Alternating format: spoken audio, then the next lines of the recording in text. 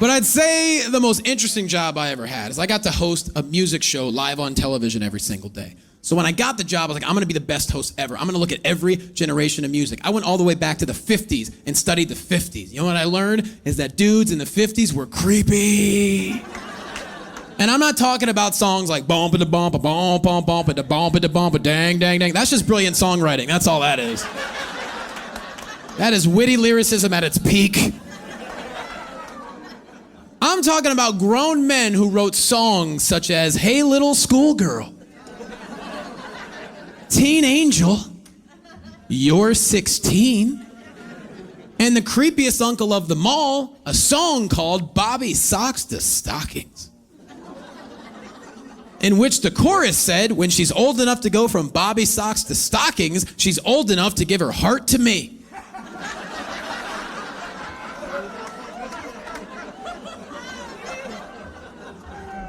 No.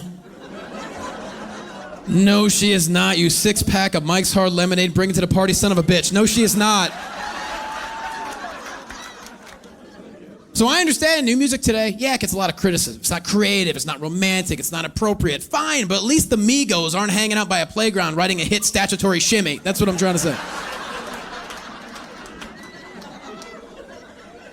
But my favorite thing about hosting the music show were the special guests, because they were hilarious. My favorite were the hip-hop artists, because you haven't lived until you've been offered scissorp in a plastic cup. They were the best. I loved them. But the thing is, I like hip-hop from the 80s and the 90s, early 2000s.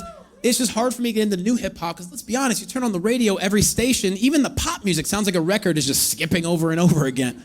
You just want to keep changing the channel like, I'm faded, faded, faded, faded, faded, faded, faded, faded. Molly, Molly, Percocet, Molly, Molly, Percocet, black and yellow, black and yellow, black and yellow, black and yellow. Now she want a photo, but you never know though. Bibba dip, bip, bibba dip, bibba YOLO, day, day, day, day, day, day, day, day.